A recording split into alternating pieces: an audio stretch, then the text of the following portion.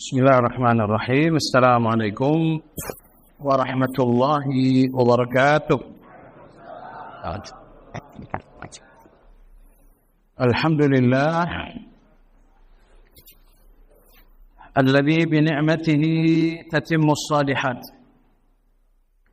Wa ashhadu an la ilaha illallah wahdahu la sharika lah. وأشهد أن محمدًا عبده ورسوله لا نبي بعده. اللهم صل وسلم على محمد وعلى آله وأصحابه ومن اهتدى بهديه إلى يوم الدين. يا أيها الذين آمنوا اتقوا الله حق تقاته ولا تموتن إلا وأنتم مسلمون. Jemaah sekalian, kajian Aqidah Wasithiyah malam ini memasuki poin yang ke-8, 11, 9, ke-8, oke. Syekhul Islam Ibn Taimiyah rahimahullah berkata, "Wala yunfuna anhu ma wasafa bihi nafsuhu." Ahlus sunnah tidak menafikan dari Allah segala sifat-sifat yang dikabarkan oleh Allah.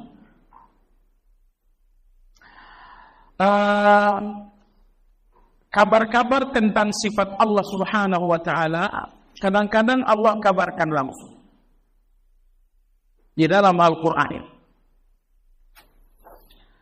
Kadang-kadang kabar tentang sifat itu disampaikan oleh Nabi sallallahu alaihi wasallam. Bagi ahli sunnah wal jamaah, kabar tentang sifat Allah dari Al-Quran ataupun dari sunnah, dua-duanya sama. Duanya sama-sama wajib diterima. Tetapi kemudian muncullah orang-orang Mu'tazilah yang di satu pemikiran yang dibangun oleh seorang yang bernama Abu Ali Al-Jubai. Abu Ali mengatakan bahwa semua kabar-kabar berkenaan dengan akidah, seperti kabar-kabar tentang sifat Allah, hanya diterima dari dalil-dalil yang mutawatir, yaitu Al-Quran dan hadis yang mutawatir. Padahal jamaah sekalian, kalau hadis-hadis mutawatir itu dikumpulkan semuanya, maksimal jumlahnya 30 sekian saja, tidak sampai 40 hadis mutawatir. Artinya dalam jumlah yang sangat besar hadis Nabi ini tidak mutawatir. Nah, sampai di situ sebenarnya tidak ada persoalan bahwa semua dalil-dalil akidah harus bersifat mutawatir. Tetapi penyimpangan terjadi ketika mereka berbicara tentang yang tidak mutawatir, yaitu hadis. Mereka mengatakan hadis-hadis yang tidak mutawatir dalam masalah akidah tidak dapat diterima. Mereka mengatakan akidah itu adalah yakin, dan yakin hanya muncul dari berita yang mutawatir. Misalnya 10 orang memberikan berita kepada saya, tentu berita itu adalah yakin. Tapi kalau yang memberikan berita kepada saya hanya 1 orang, berita 1 orang ini tidak berkualitas yakin, cuma mendekati yakin. Kalau orangnya terpercaya misalnya, orangnya sangat terpercaya dan berita hanya bersumber dari dia saja, ini dinamakan zahir. Tidak memberikan keyakinan, tapi mendekati keyakinan. Karena hanya dari 1 orang. Nah, pemikiran ini yang diluruskan berpanjang-panjang oleh Imam Ibnu Taimiyah dari dalam kitab Dar'u Ta'arudil Aqli wan Naql. Buku yang ditulis oleh Imam Ibnu Taimiyah dengan total jilid 9 atau 12 jilid itu, mayoritasnya adalah menyanggah Imam Ar-Razi, seorang yang paling tinggi menegakkan bendera Asy'ariyah. Nah, Imam Ibnu Taimiyah rahimahullah mengatakan, ada hadis mutawatir, ada hadis ahad. Sampai di situ nggak jadi soal. Tapi ketika kalian membuat satu kesimpulan bahwa hadis ahad itu tidak boleh diterima dalam akidah. Nah, ini dari mana kalian dapat? Atau yang kedua, hadis ahad itu kualitas beritanya tidak sampai pada kualitas yakin, hanya pada kualitas zat, artinya mendekati yakin. Itu pun dapat dari mana? Maka Imam Ibnu Taimiyah rahimahullah mengatakan, kesesatan kalian menolak hadis ahad di dalam akidah berpangkal pada dua kesalahan kalian. Kesalahan pertama, hadis ahad tidak boleh jadi dalil. Ini dari mana? Nomor dua, hadis ahad itu kualitas beritanya hanya zon, tidak sampai kepada yakin. Ini dari mana juga? Jadi bahwa ada hadis mutawatir, ada hadis ahad, tidak jadi soal pembagian seperti ini. Konsekuensinya yang berbahaya. Ahlussunnah wal Jamaah tidak membedakan hukum-hukum yang terkandung dalam hadis mutawatir dan hadis ahad. Semua hadis ahad, kalau memang terbukti sahih, maka wajib diterima. Dalam masalah akidah, dalam masalah ibadah, dalam masalah akhlak. Enggak ada perbedaan dalam hal ini. Karena ketika Allah berfirman, "Atiiullah wa atiiur rasul", taatlah kalian kepada Allah, taatlah kalian kepada Rasul. Perintah taat kepada Rasul dalam ayat ini bersifat umum, tidak dibatasi. Taatilah beliau dalam hadis yang mutawatir dalam ahad. Tidak ada pembatasan seperti itu. Yang kedua, ketika Nabi kita Shallallahu Alaihi Wasallam memutuskan duta-duta beliau keluar Mekah dan Madinah. Misalnya, ketika Nabi kita mengutus ke negeri Yaman, dua orang duta, Abu Musa al-Asy'ari dan Mu'adz bin Jabal. Artinya kedua orang dua duta ini akan membawa banyak sekali berita-berita akidah kepada orang Yaman. Nah, kalau berita akidah ini hanya bersumber dua orang, itu mutawatir atau ahad? Jelas itu ahad. Karena satu berita dinamakan mutawatir, pendapat paling menengah seperti ditegaskan Ibnu Hajar, kalau berita itu bersumber dari 10 orang atau lebih, dinamakan mutawatir. Nah, berita terpenting dibawakan oleh Mu'adz dan Abu Musa ke negeri Yaman adalah berita tentang akidah. Mereka cuma berdua. Seandainya lah dalil-dalil akidah itu harus mutawatir, semestinya Nabi kita tidak mengutuskan 2 orang. Tapi beliau mengutuskan 10 orang atau lebih. Maka kesimpulan jamaah sekalian bahwa pembagian dalil atau hadis mutawatir dan ahad itu enggak jadi masalah. Yang masalah adalah apa konsekuensi ahad itu.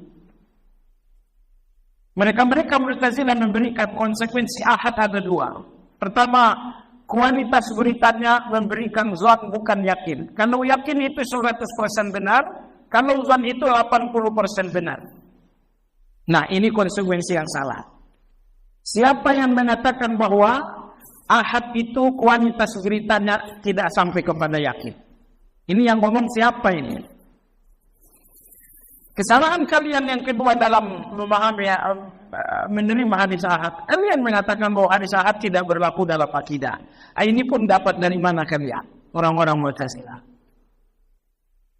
Baik. Makanya kita kembali, makanya jemaah sekalian, ambil contoh misalnya seperti nama Allah, Innallaha satirun yuhibbus sitr.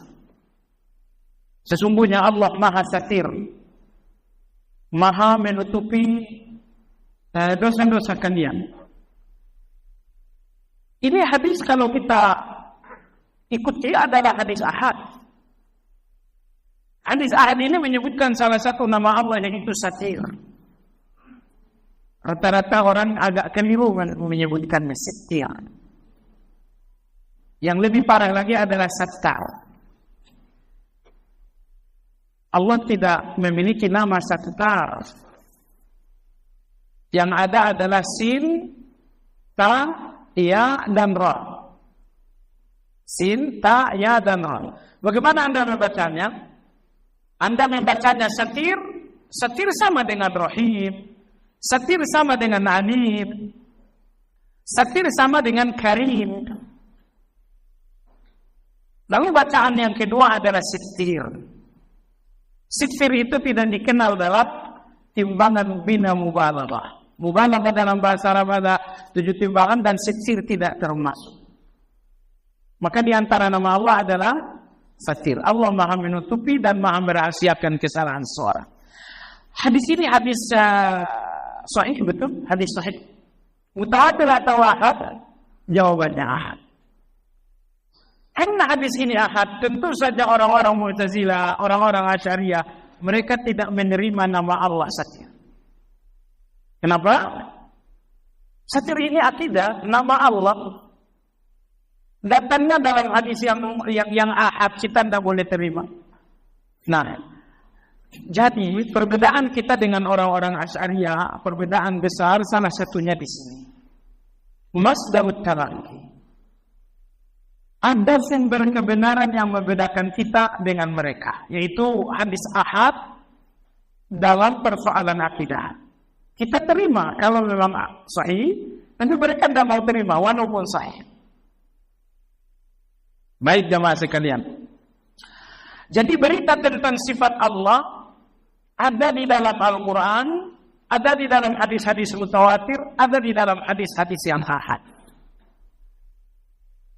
Nah, Imam Ibn Taimiyah rahimahullah, beliau mengatakan semua nama dan sifat Allah yang telah ditetapkan oleh Allah secara langsung dalam Al-Quran atau ditetapkan oleh Allah melalui Rasulullah dalam hadis, baik mutawatir ataupun ahad, semuanya wajib diterima. Tidak boleh ada yang dinafikan. Ini poin pertama dalam pembahasan yang ke-8 ini.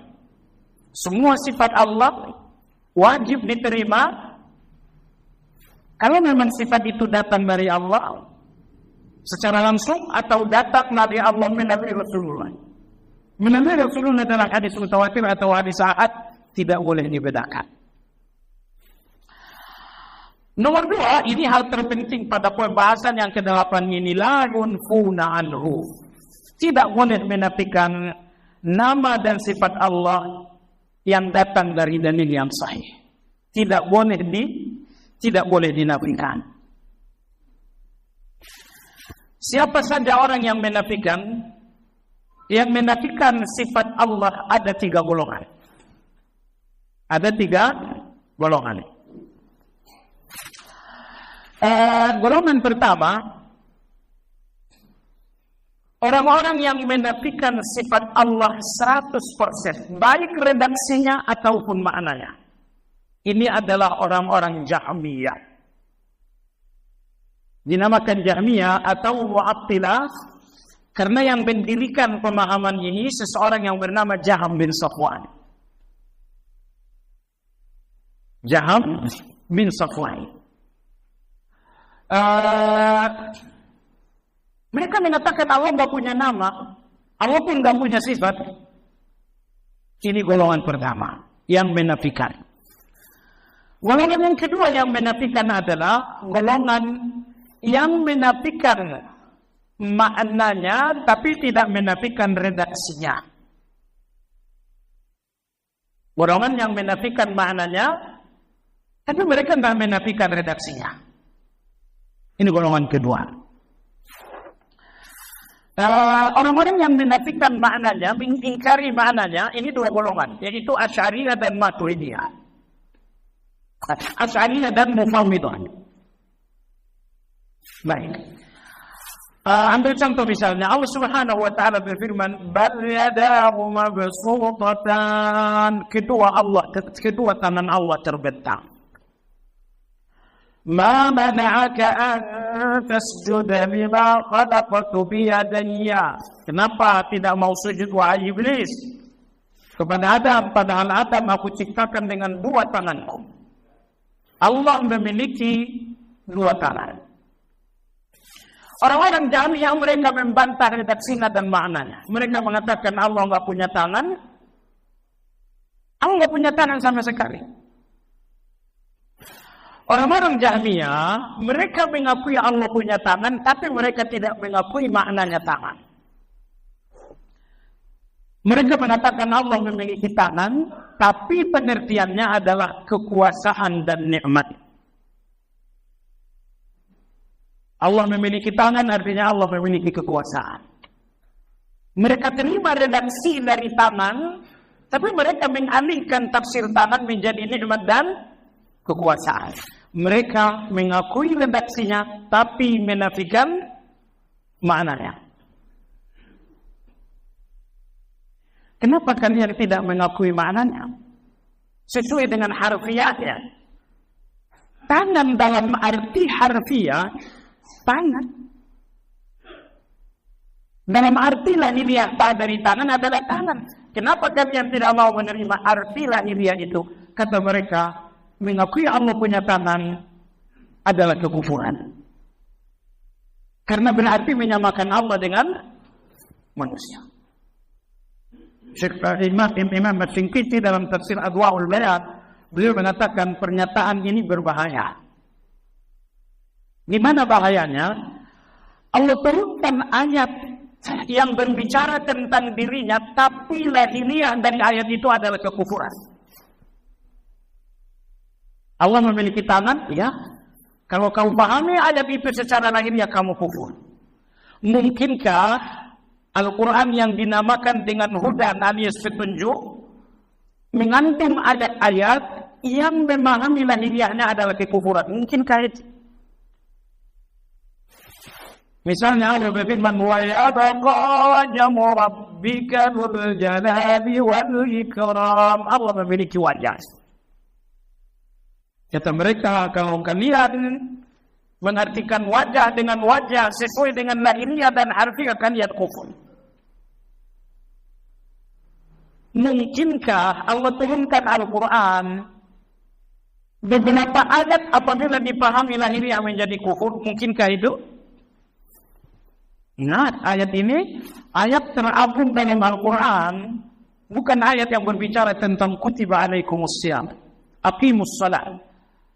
Tetapi ayat paling agung dalam Al-Quran adalah ayat-ayat yang berbicara tentang Allah. Makanya Al-Fatihah surat termulia dalam Al-Quran karena kandungannya adalah nama-nama Allah. Makanya ayat paling agung dalam Al-Quran adalah Ayatul Kursi, karena awal dan sampai akhir semuanya pembicaraan tentang Allah. Surat Al-Ikhlas sepertiga Al-Quran, karena dari awal sampai akhir pembicaraan tentang Allah. Jadi ayat teragung dalam Al-Quran adalah ayat-ayat yang berbicara tentang. Nah sekarang saya mau nanya, Qul huwallahu ahad, Allahus samad. Allah berbicara tentang dirinya. Baik. Satu surat sebelumnya Allah berfirman, "Tabbat yada abi lahabi wa tabba ma aghna anhu maluhu wa ma kasab." Ini sama-sama ayat. Tetapi Allah berbicara tentang musuh Allah. Al-Ikhlas berbicara tentang mana yang lebih agung. Tentu saja Al-Ikhlas lebih agung, bukan dari segi harfiahnya, tapi dari segi makna. Karena ayat ini berbicara tentang Allah Azza wa Jalla. Baiklah. Jadi ini kelompok Asy'ariyah atau Mu'awwilah. Mereka menafikan makna dari sifat. Allah memiliki wajah? Oh tidak, Allah nggak punya wajah. Wajah itu artinya zat. Allah Subhanahu wa taala berfirman dalam Al-Qur'an, "Wa huwal ghafurul wadud." Dan Allah Al-Ghafur, Maha Pengampun, Al-Wadud, Maha Penyayang. Kalau Anda mendalami buku-buku Asy'ariyah, semua nama Allah yang berarti kasih dan sayang, Ar-Rahmanir Rahim, Ar-Raufur Rahim, Al-Wadud, ini semuanya artinya kan kasih sayang. Ar-Rahmanir Rahim, Maha Pengasih lagi Maha Penyayang. Ar-Rauf artinya Allah Maha Penyayang. Al-Wadud artinya Allah Maha Penyayang. Tapi semua orang-orang Asy'ariyah tidak ada yang beriman bahwa Allah memiliki sifat kasih sayang. Karena makna kasih sayang dalam nama-nama tadi, makna itu harus dirubah.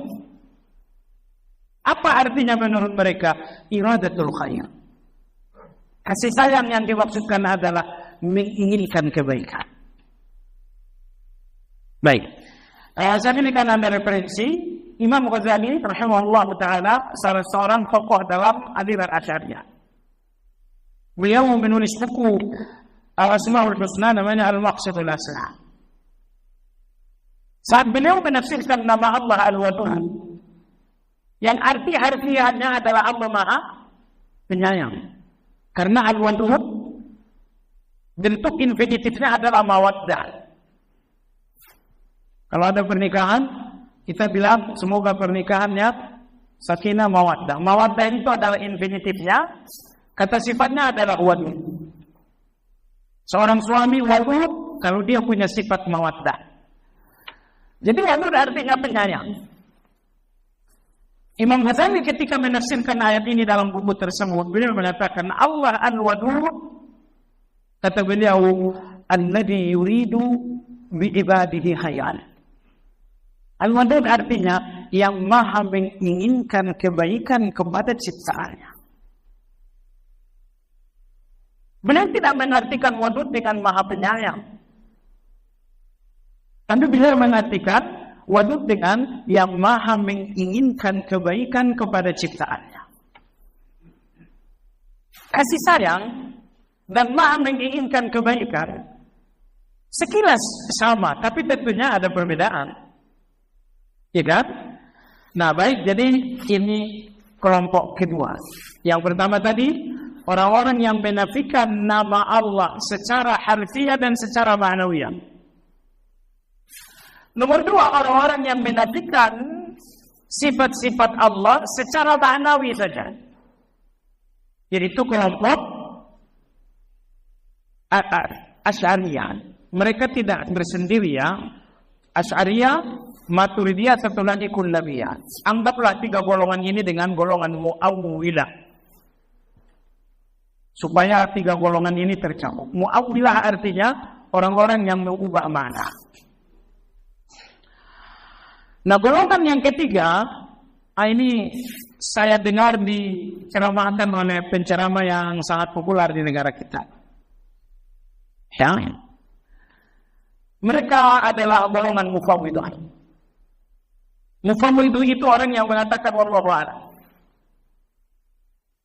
Allah punya wajah, wallahu a'lam. Allah punya tangan, iya Allah bilang dia punya tangan, tapi apa makna tangan itu? Wallahu a'lam. Hanya Allah yang tahu. Hanya Allah yang tahu. Ini konsekuensinya juga Allah turunkan Al-Quran, di antaranya ayat-ayat yang bercerita tentang Allah, tetapi beberapa ayat itu maknanya tidak ada yang tahu. Mungkinkah ayat seperti ini dinamakan hidayah? Kalau ada beberapa ayat yang tafsirnya kita nggak tahu, percayalah, berarti ada beberapa ayat yang diterima Nabi dan Nabi sendiri nggak tahu.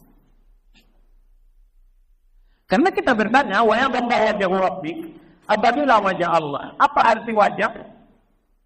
Orang-orang Mu'awwidah ini mengatakan wallahu a'lam. Kata wallahu a'lam artinya nggak tahu ya. Maksudnya nggak tahu enggak? Tentu Mereka mengatakan Rasulullah juga tidak tahu. Nah, masuk akal tidak Allah turunkan Al-Quran yang Nabi dapat? Masuk akal. Nah, jemaah sekalian, dia seorang penceramah tenar dalam ceramah YouTube-nya mengatakan seperti itu. Baik jemaah sekalian, jadi inilah 3 golongan yang menafikan sifat Allah.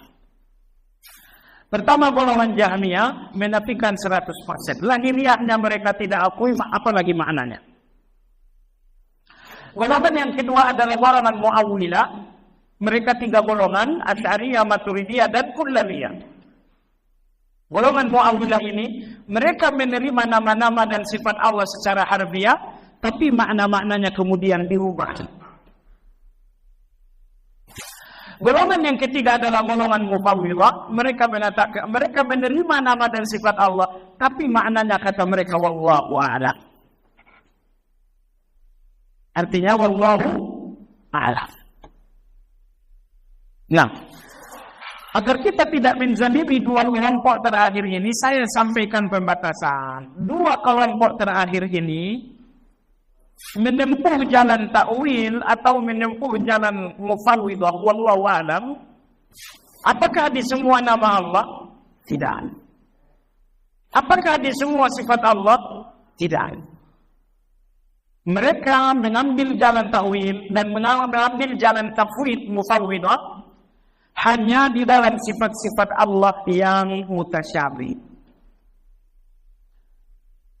Hanya di dalam nama-nama Allah yang bersifat mutasyabih. Misalnya Allah memiliki tangan, misalnya Allah memiliki wajah, misalnya Allah memiliki betis. Di antara sifat Allah yang mutasyabih, misalnya adalah sifat-sifat perbuatan. Allah Subhanahu wa ta'ala datang, Allah Subhanahu wa ta'ala tersenyum, Allah Subhanahu wa ta'ala riba dan cinta. Riba, cinta, itu kan sifat perbuatan. Nah, 2 sifat inilah yang ditakwil oleh golongan kedua dan golongan ketiga. Pertama, sifat-sifat Allah yang seolah-olah menggambarkan organ tubuh atau sifat mutasyabih. Tangan Allah, betis Allah, jari jemari Allah. Sifat kedua yang mereka takwil atau mereka tafwid adalah sifat-sifat Allah yang bersifat perbuatan. Allah ridha kepada kalian, Allah cinta kepada kalian. Allah Subhanahu wa ta'ala datang, Allah turun ke langit yang pertama, Allah benci dengan orang kafir. Itu semuanya adalah perbuatan. Nah, inilah 2 sifat yang mereka yang ditakwil oleh orang-orang Mu'awwilah dan ditafwid oleh orang-orang Mufawwidah.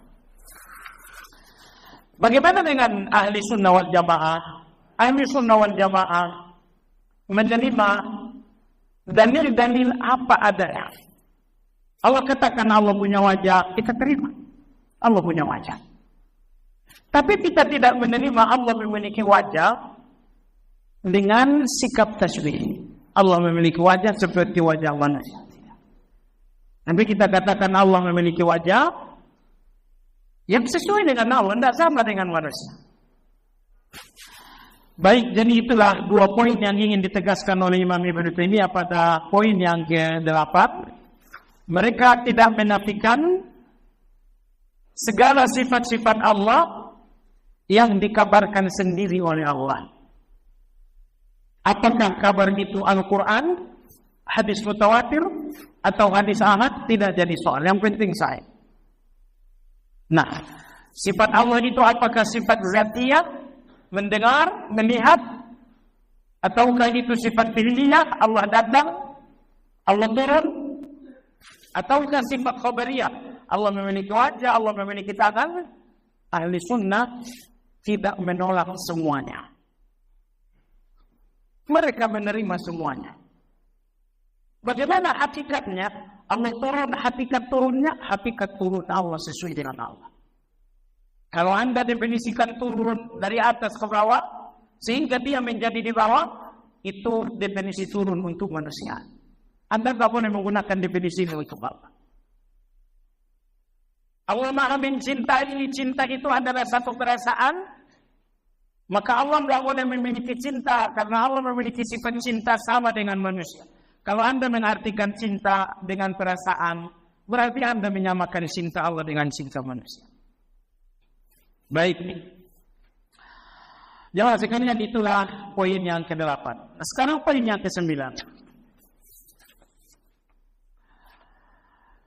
Pada poin yang ke-9, Imam Ibn Taimiyah rahimahullah ta'ala berkata, وَلَا يُحَرِّفُونَ الْكَلِمَ عَنْ مَوَاضِعِهِ, dan mereka tidak menyelewengkan perkataan dari tempatnya. Menyelewengkan yang dimaksud adalah menyelewengkan tafsir, menyelewengkan penafsiran. Allah memiliki wajah, arti wajah ini diartikan dengan zat. Misalnya Allah Subhanahu wa taala memiliki tangan. Jemaah sekalian, di mana saya dapat tafsir itu? Wajah Allah adalah zat Allah. Tadi kita katakan tangan Allah oleh mereka diartikan dengan kekuasaan Allah dan nikmat Allah. Di mana saya dapatkan ini? Jangan-jangan kita cuma menuduh saja. Oh, gampang jawab sekalian. Ini ditegaskan oleh Imam Nawawi dalam Syarah Sahih Muslim. Jadi Imam Nawawi seorang Asy'ari. Tapi dia seorang yang ijtihad dalam hal itu. Seorang yang ijtihad dalam kebenaran mendapatkan dua mata. Dan di dalam kekeliruan mereka mendapatkan satu bahan. Jadi walau Imam Nawawi dalam hal ini menempuh jalan Asy'ariyah, nama besar beliau tidak membuat penafsiran beliau kebenaran. Kita tidak memahasempurnakan Imam Nawawi.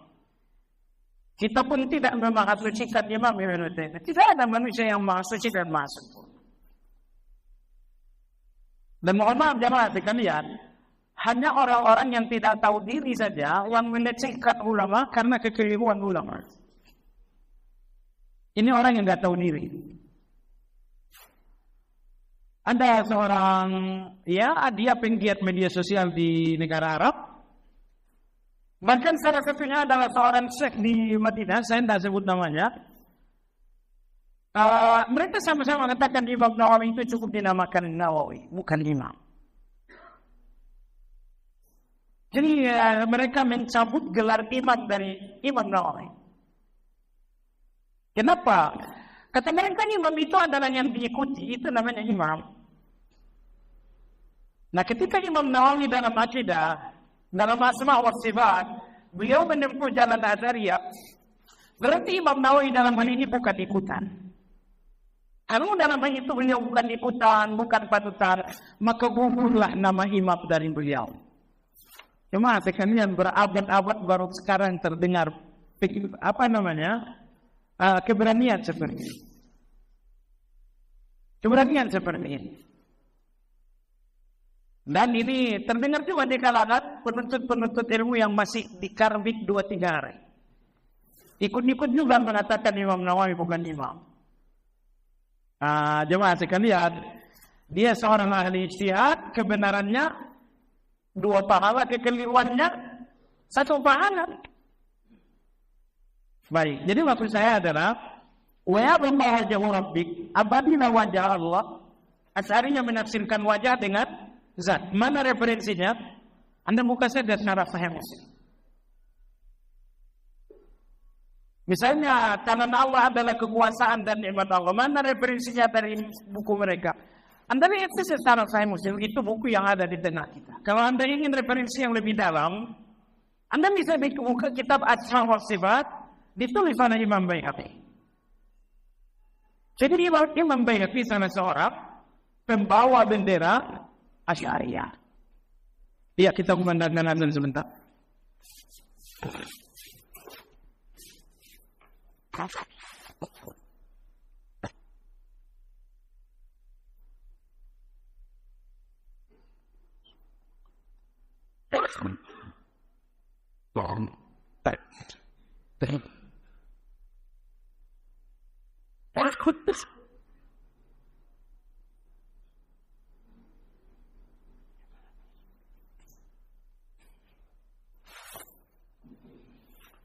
Ya, baik jamaah sekalian yang saya hormati. Jadi ajakan saya kepada semua kita, menyalahkan orang yang salah itu keharusan. Tapi jangan ditambah lagi dengan pelecehan. Ya, apalagi ya, ulama sekelas Imam Nawawi misalnya. Ada satu buku berjudul, kurang lebih ya, saya hanya fokus dengan namanya saja. Peringatan Imam Rabi' Al-Madkhali kepada An-Nawawi. Rabi' Al-Madkhali sekarang masih hidup, dijuluki dengan imam. Oh, enggak ada masalah. Cuman ketika beliau dijuluki dengan imam, dan Imam Nawawi tidak dinamakan dengan imam, dan bahasa judul buku ini pun bahasa yang melecehkan, ini tentu kita nggak sejalan jemaah sekalian. Ya, jadi intinya salahkan yang salah, tapi dengan bahasa ilmu, bukan dengan bahasa pelecehan. Tentu saja tumpahan Imam Nawawi itu sudah sangat banyak. Tumpahan ilmu beliau, saya kira umat Islam sampai ini tidak ada yang mampu membalas jasa Imam Nawawi. Syekh Albani sekalipun tidak bisa membalas jasa Imam Nawawi rahimahullah ta'ala. Ya, saya katakan seperti ini karena jangankan di level menuntut ilmu, di level sekelas syekh saja, pelecehan terhadap ulama seperti Imam Nawawi ini terdengar dengan sangat keras. Beberapa waktu lalu, saya kaget juga dengan ceramah seorang syekh di Arab ya. Enggak saya sebutkan nama negaranya. Betapa beliau merendahkan, melecehkan Imam Hizbin Nabi Salam. Beliau mengatakan ini seorang tokoh Asy'ariyah, betul, tokoh Asy'ariyah, tapi kemudian dikatakan berjalan di atas jalan orang-orang ilhad, orang-orang yang menyimpang. Ini semuanya Anda tidak menyalahkan. Kita terima kok. Anda salahkan yang salah. Kita semua wajib menyalahkan yang salah. Tapi menyalahkan dengan bahasa pelecehan, kita nggak ikut-ikutan itu jamaah sekalian. Harga diri mereka amanah bagi kita semua. Kenapa Asy'ariyah ini akidah yang anggaplah lebih tersebar daripada akidah Salafiyah dan Sunnah? Ini tidak lepas dari pengaruh politik. Anda tahu jemaah sekalian, di Mesir yang berkuasa katakanlah di abad keempat adalah Daulah Ubaidiyah. Syiah, mereka lah yang disinyalir pembuat hari raya Maulid. Lalu dari Palestina datanglah satu kekuatan politik yang bernama Daulah Nuriyah, dipimpin oleh Nuruddin Zenki. Beliau adalah sultan. Sultan Nuruddin Zenki memiliki seorang panglima yang bernama Salahuddin Al-Ayyubi. Nama ini tenar bagi kita semua. Salahuddin Al-Ayyubi lahir di akhir abad ke-5, tahun 590 sekian. Nah, kalau Imam Nawawi, beliau di abad 600-an. Yang artinya Salahuddin lebih tua daripada. Baik. Dua orang ini Salahuddin secara khusus adalah orang yang paling berjasa menanamkan akidah Asy'ariyah.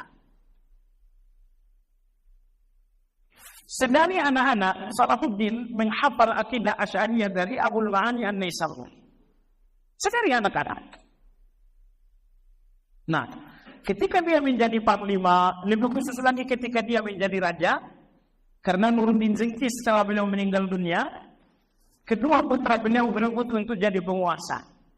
Dua-duanya sama-sama tidak diinginkan masyarakat. Maka jatuhlah kekuasaan kepada sang panglima, yaitu Salahuddin Al-Ayyubi. Anda pernah nggak dengar cerita orang-orang Spanyol, 3 orang pernah tinggal di Madinah, mereka membuat terowongan untuk mencuri jenazah Rasulullah. Anda pernah dengar itu? Iya. Yang menghukum mati 3 orang ini adalah Nuruddin Zengki. Itu jasa beliau tidak bisa kita kembalikan sampai kiamat. Ketiga orang ini ditangkap, dipancung, dan kepala ketiga-tiganya dikirimkan kepada Raja Eropa. Karena saat itu kita sedang dalam situasi perang salib dengan bangsa Eropa. Perang salib dengan mereka berlangsung 7 kali, 1, 2, 3, 4, 5, 6, 7. Dan yang paling berjasa dalam perang salib ini adalah Sultan Zengki dan yang kedua Salahuddin Al-Ayyub.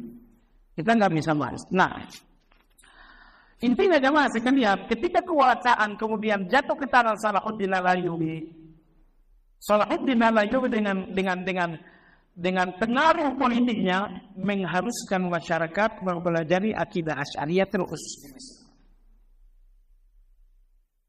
Jadi kalau dikatakan tokoh paling berjasa tegaknya Asy'ariyah adalah beliau. Karena akidah Asy'ariyah betul-betul disebarkan dengan politik. Dengan politik. Dan akidah Salafiyah ini tidak pernah disebarkan dengan politik. Kecuali setelah belakangan ini muncul negara. Tapi negara Saudi muncul berusaha menyebarkan akidah Salafiyah setelah akidah Asy'ariyah menyebar di mana-mana. Nah, itulah salah satu rahasia kenapa Asy'ariyah itu sangat menyebar. Karena dari awal, dari akhir abad ke-5, kekuatan politik sudah ikut mempengaruhi tersebarnya akidah Asy'ariyah ini. Baik jemaah sekalian, wa la yuharrifuna al-kalima 'an mawadhihi. Ahli sunnah tidak mengubah penafsiran asma wa sifat. Wa yabqa wajhu, abadilah wajah Allah.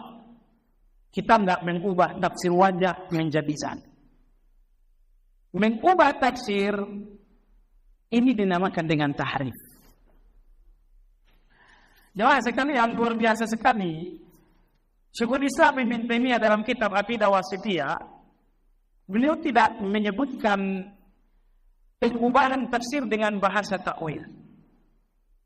Walaupun banyak ulama mengistilahkan pengubahan tafsir dengan takwil, tapi Ibnu Taimiyah tidak menggunakan istilah itu. Anda tahu kenapa? Karena Imam Ibnu Taimiyah dalam buku ini murni menggunakan istilah-istilah dalam Al-Quran. Mengubah tafsir diistilahkan dengan takwil. Istilah takwil ini datang dari orang-orang ahlul kalam. Al-Quran tidak memberikan istilah seperti itu. Apa istilah Al-Quran untuk pengubahan tafsir? Istilah Al-Quran adalah tahrif. Maka di sini ada lihat Ibnu Taimiyah rahimahullah tidak menggunakan istilah ta'wil karena istilah ta'wil ini datang dari ahlul kalam. Tapi dia menggunakan istilah tahrif. Orang-orang atau ahli sunnah mereka tidak melakukan tahrif, artinya mengubah penafsiran. Wa ma yulhiduna fi asma'illahi wa ayatihi, ahli sunnah juga tidak mengambil jalan yulhidul ilhad.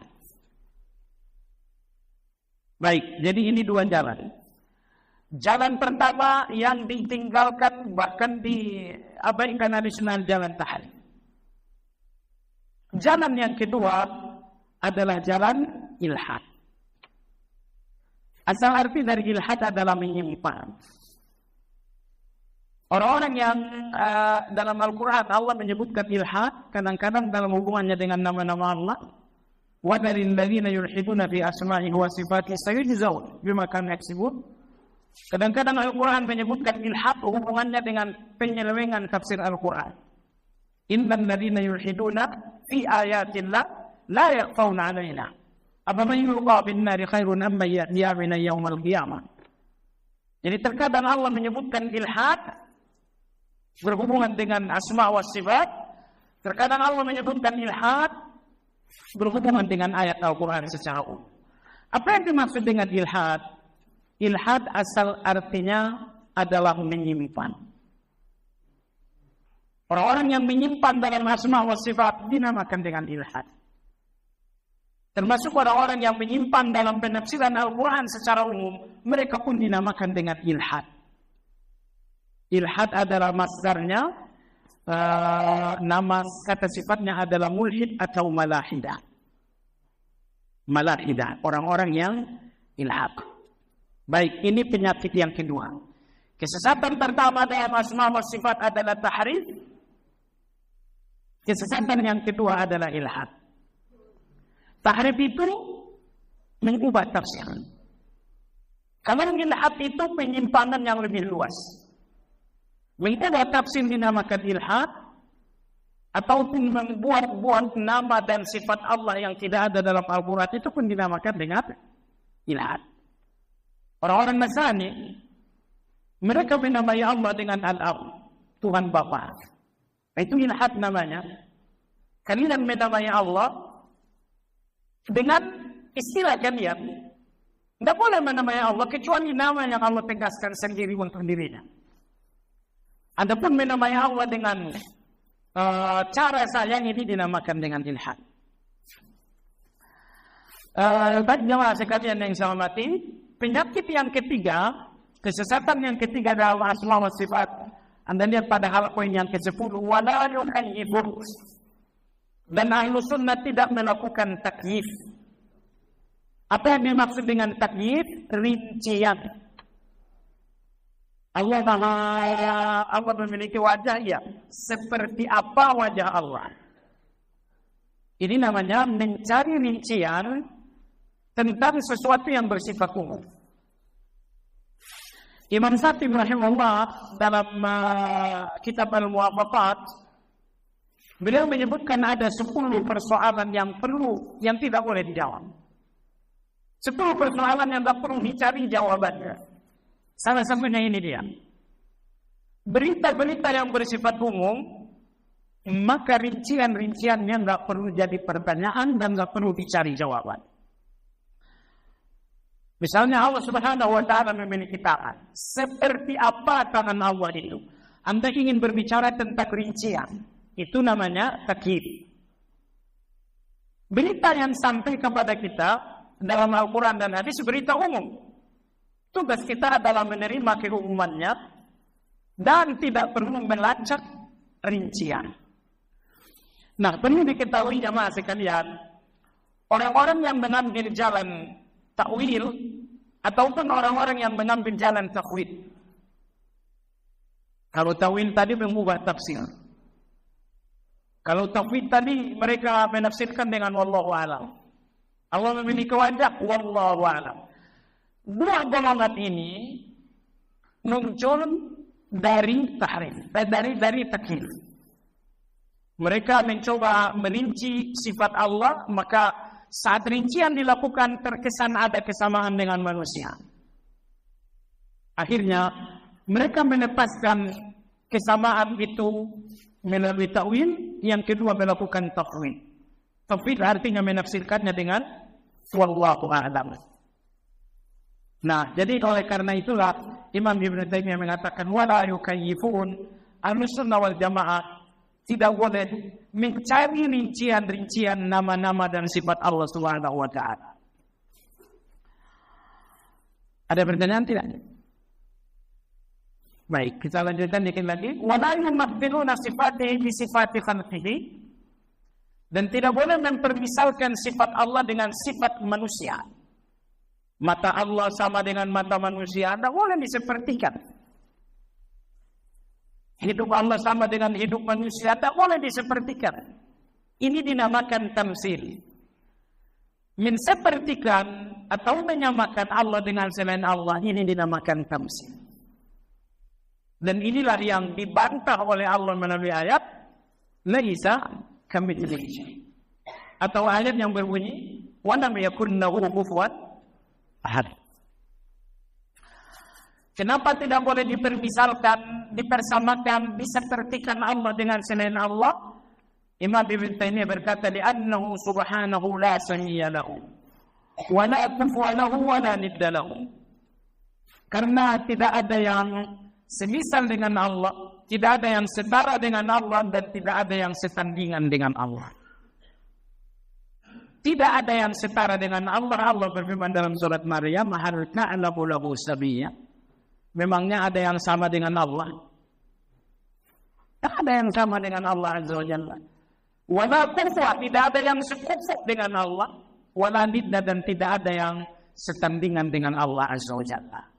Oleh sebab itu, tidak boleh memahami semua sifat Allah dengan kata seperti. Wallahu a'lam, insyaallah akan datang adalah poin yang ke-11 insyaallah ta'ala. 4 menit, ada pertanyaan?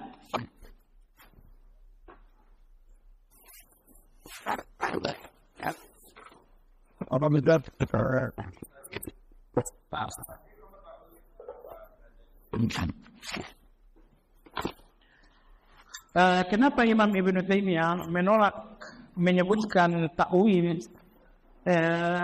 Ada dua alasan mereka tidak menyebutkan istilah ta'wil. Pertama, karena ta'wil ini ada dua macam. Ada ta'wil yang memang diterima. Ya,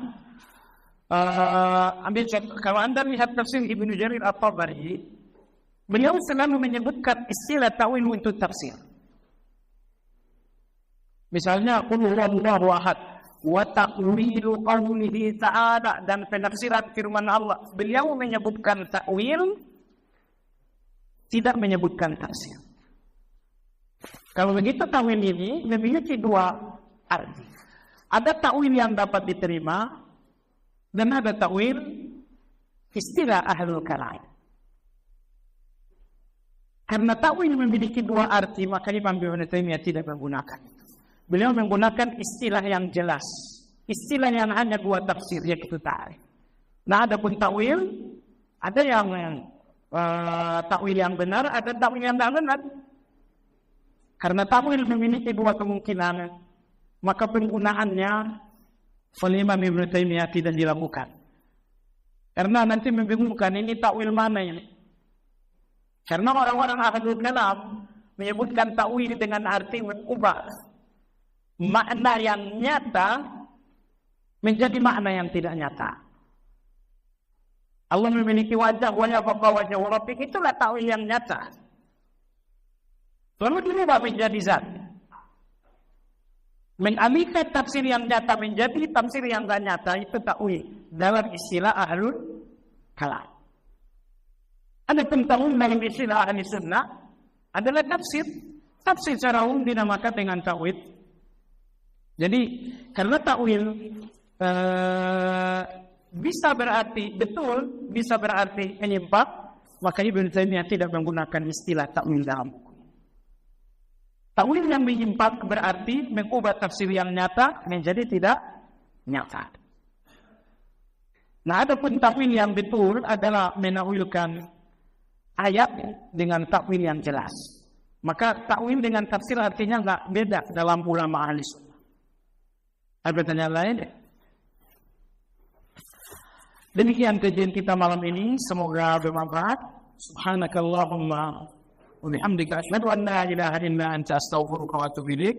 Alhamdulillahirabbil alamin. Assalamualaikum warahmatullahi wabarakatuh.